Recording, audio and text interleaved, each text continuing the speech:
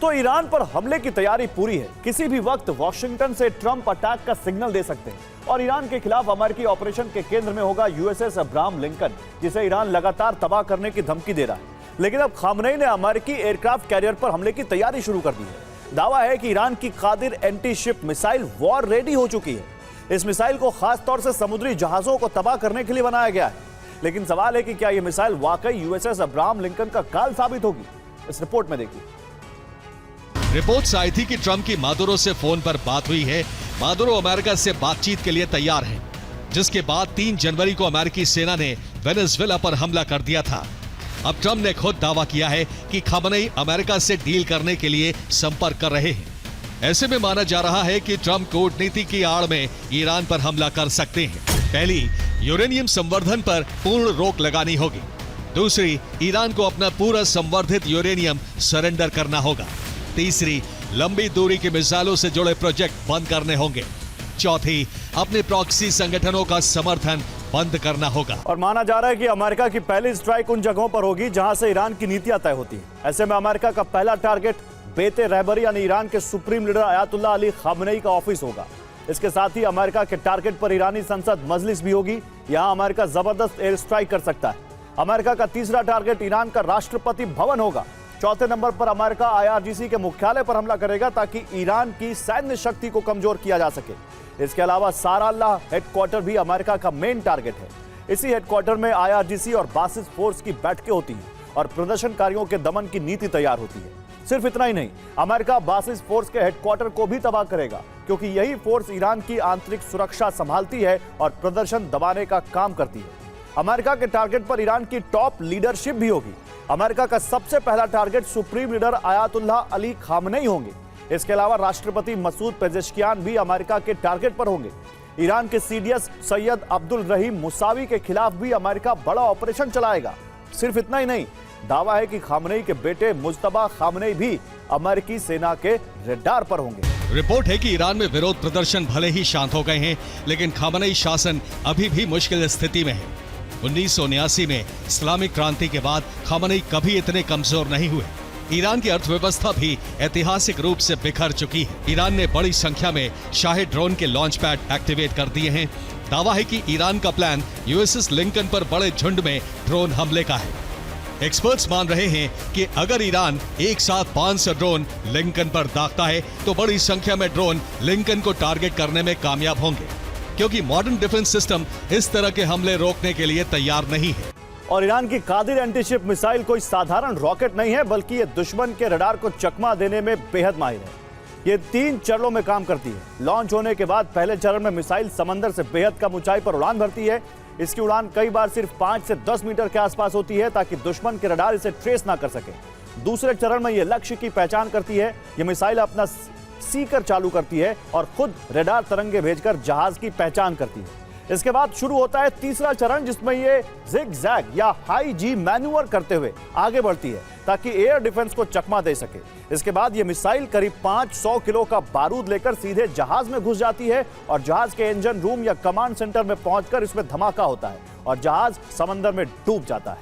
IRGC ने hypersonic मिसाइलों की तैनाती कर दी है। इन मिसाइलों के टारगेट पर इजराइल के सभी 8 एयरबेस हैं। इसके अलावा बड़े मिलिट्री ठिकाने भी ईरान के टारगेट पर हैं। खामनेई बीते 3 दिन से अंडरग्राउंड हैं, ताकि अमेरिका उनकी लोकेशन ना ढूंढ सके। ईरान की सरकार और सेना को चलाने के लिए कई उत्तराधिकारियों के नाम तय किए गए हैं, ताकि कोई भी टॉप लीडर मारा जाए तो तुरंत उसका उत्तराधिकारी कमान संभाल सके। देखिए, एक बड़ी खबर है। ओमान की खाड़ी में ईरान ने भेजे हैं ड्रोन। बड़ी खबर, USS अब्राहम लिंकन की रेकी कर रहे हैं ईरान के ड्रोन। बहुत कुछ चल रहा है अमेरिका और ईरान के बीच इस वक्त। होर्मुज में अमेरिकी सर्विलांस ड्रोन की गश्त। ईरान में S-400 एयर डिफेंस की तैनाती की गई है। इस्फहान में S-400 एयर डिफेंस का टेस्ट किया गया है। तो ईरान पर पिछली बार अमेरिका और इजरायल ने बॉम्बर से हमला किया था, लेकिन इस बार ईरान के करीब एयरक्राफ्ट कैरियर अब्राहम लिंकन को भेजा गया है। ईरान के पास मिसाइलों का जखीरा है। ऐसे में अमेरिका ने अब्राहम लिंकन को ईरान के करीब भेजने का फैसला क्यों लिया? ईरान लगातार अब्राहम लिंकन पर नजर रख रहा था। ईरान का एक ड्रोन उसके करीब भी गया और ईरान ने यह दिखाने की कोशिश की कि वो कभी भी इसे निशाना बना सकता है। लेकिन बीते कुछ घंटों से ईरान की सेना में हड़कंप है, क्योंकि अब्राहम लिंकन को आते हुए तो सबने देखा, लेकिन ओमान की खाड़ी तक आने के बाद वो किधर गया ये किसी को नहीं पता। क्या अमेरिका की रणनीति अब्राहम लिंकन कैसे अकेला ईरान पर भारी पड़ सकता है, या अमेरिका की रणनीति है क्या ये? सवाल है, क्या कर लेगा ईरान जब टारगेट अदृश्य हो? क्या कर लेगा ईरान जब छिपा हो अब्राहम लिंकन? क्या कर लेगा ईरान जब लोकेशन मिलनी मुश्किल हो? सवाल यह भी था कि ईरान के करीब इतने अमेरिकी बेस हैं, फिर एयरक्राफ्ट कैरियर क्यों लाया गया? अमेरिका के पास इतने लॉन्ग रेंज बॉम्बर हैं, फिर एयरक्राफ्ट कैरियर क्यों लाया गया? ईरान के पास इतनी एंटीशिप मिसाइलें हैं, फिर एयरक्राफ्ट कैरियर लाने का जोखिम क्यों उठाया गया? अमेरिका ने अपने एयरक्राफ्ट कैरियर को छिपाने के लिए एमिशन कंट्रोल रणनीति को लागू कर दिया, जिसके बाद अब्राहम लिंकन का ऑटोमेटिक आईडी सिस्टम बंद कर दिया गया। कोई भी एयरक्राफ्ट कैरियर को ट्रैक न कर सके, इसलिए ट्रांसपोंडर्स को बंद कर दिया गया।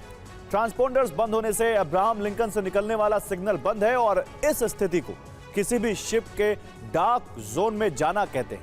अब एयरक्राफ्ट कैरियर की लोकेशन को देखना मुश्किल हो गया। एयरक्राफ्ट कैरियर ओमान की खाड़ी तक आया था, लेकिन उसके बाद अब्राहम लिंकन की लोकेशन गायब हो गई। ईरानी सैटेलाइट अब अब्राहम लिंकन को ढूंढ नहीं पा रहे हैं। सिग्नल बंद होने से अब्राहम लिंकन की पहचान भी मुश्किल हो गई है। ईरान के लिए अब हमला करना मुश्किल हो गया है।